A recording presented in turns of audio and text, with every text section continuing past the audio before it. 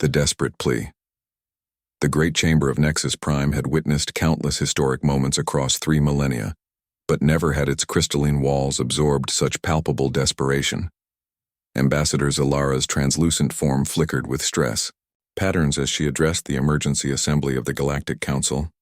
Her species, the Cytherians, communicated emotion through light, and right now she blazed with pure terror.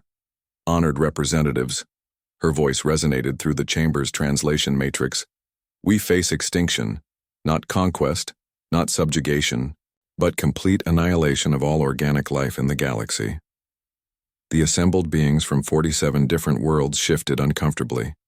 High Admiral Korath of the Draknari Empire, his scales dulled with exhaustion, stepped forward.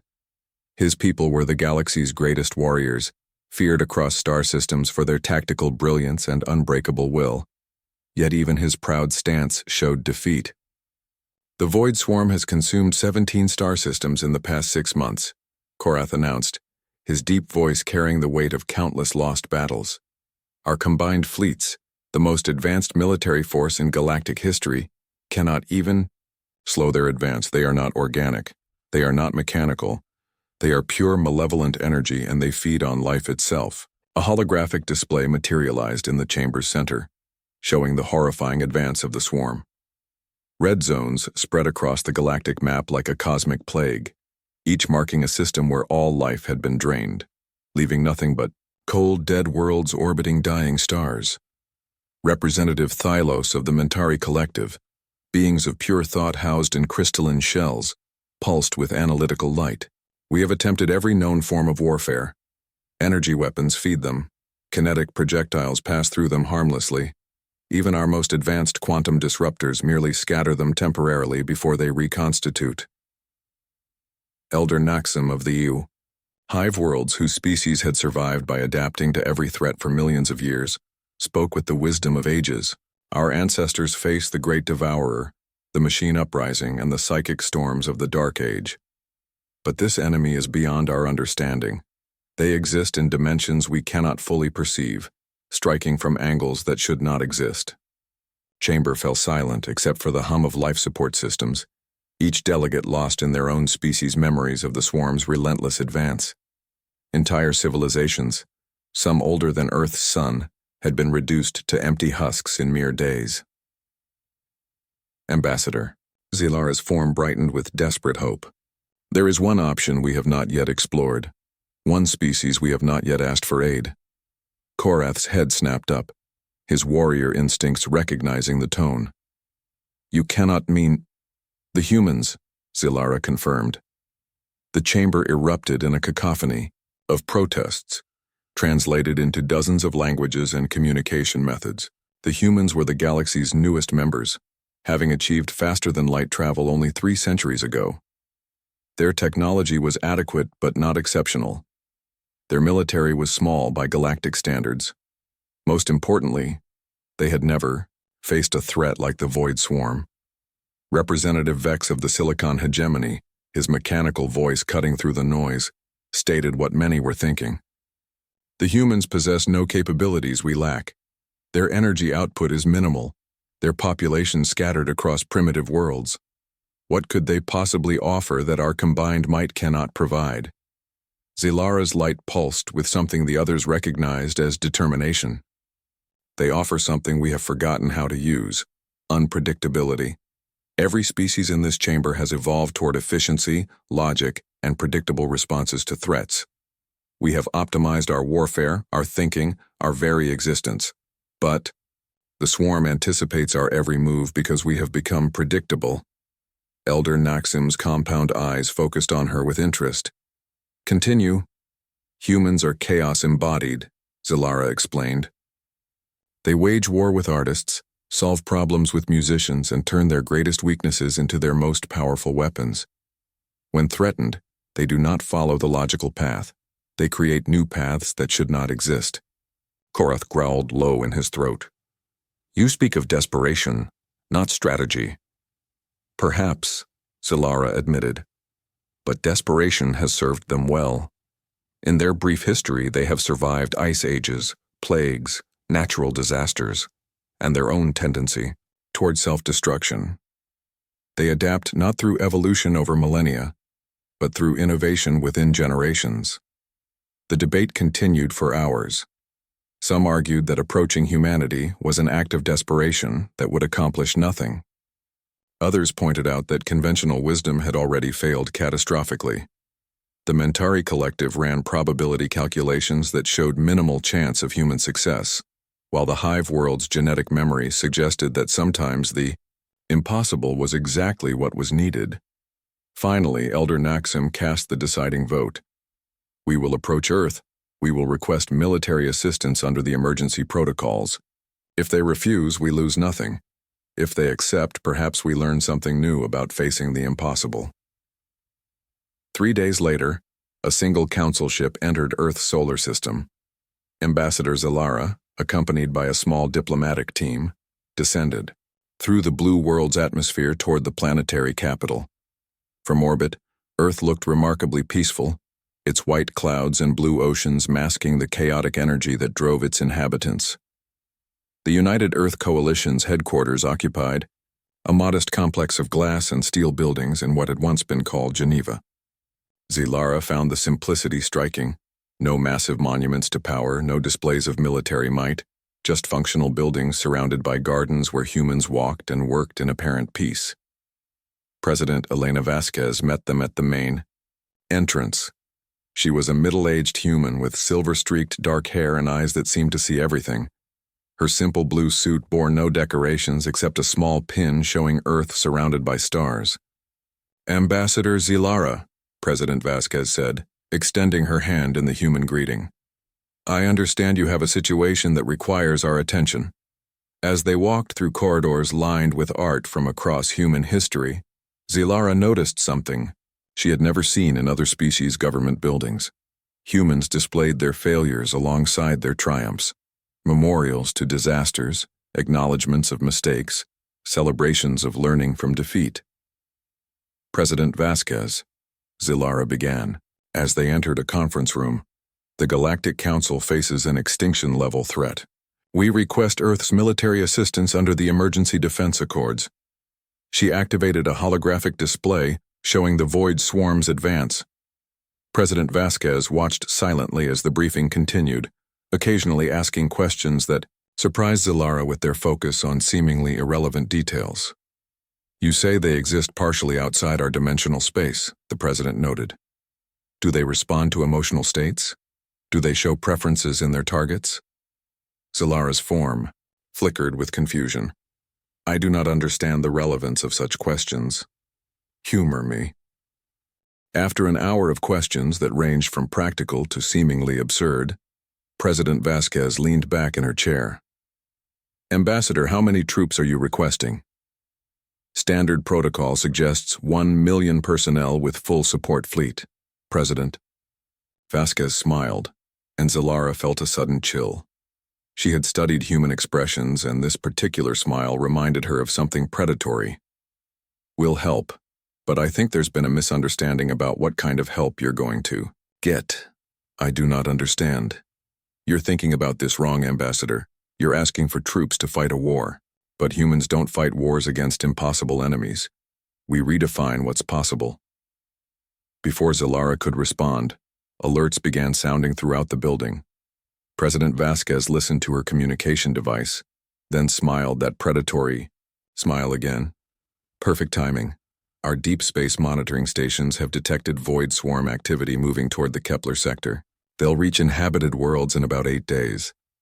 She looked at Zilara with eyes that suddenly seemed very ancient. "Just enough time for us to pack appropriately." "How many troops will you send?" Zilara asked. President Vasquez laughed, but there was no humor in the sound. "Ambassador, you're still thinking like a galactic citizen. We're not sending troops. We're sending humanity."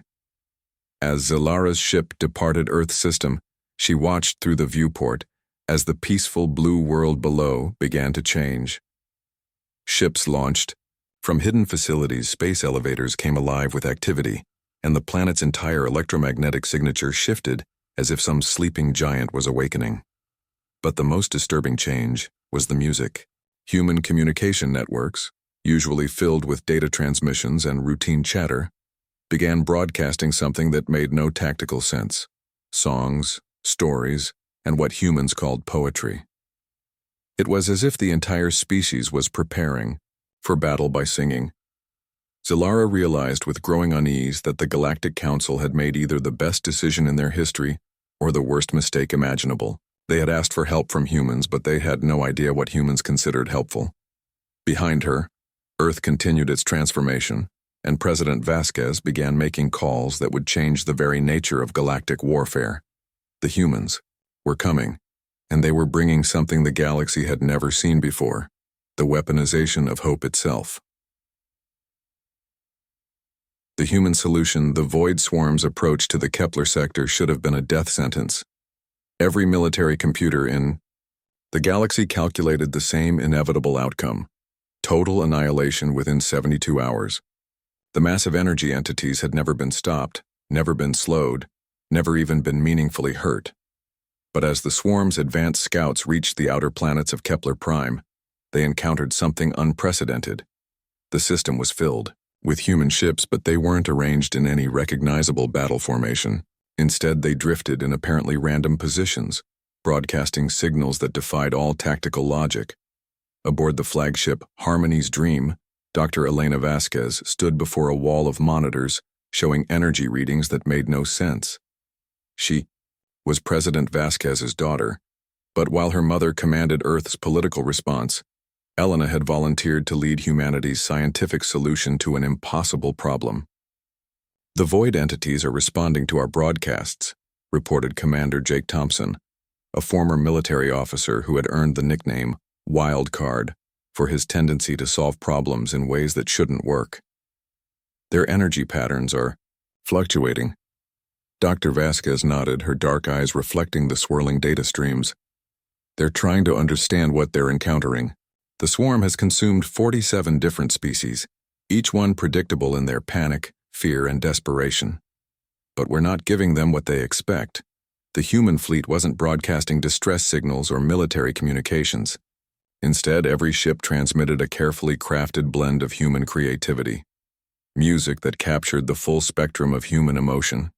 Mathematical equations that described the beauty of spiral galaxies. Poetry that transformed abstract concepts into vivid imagery, and something even more powerful: children's laughter. Maya Okafor, the fleet's chief systems engineer, looked up from her console with a grin that would have seemed insane to any other species facing extinction. "Elena, you need to see this.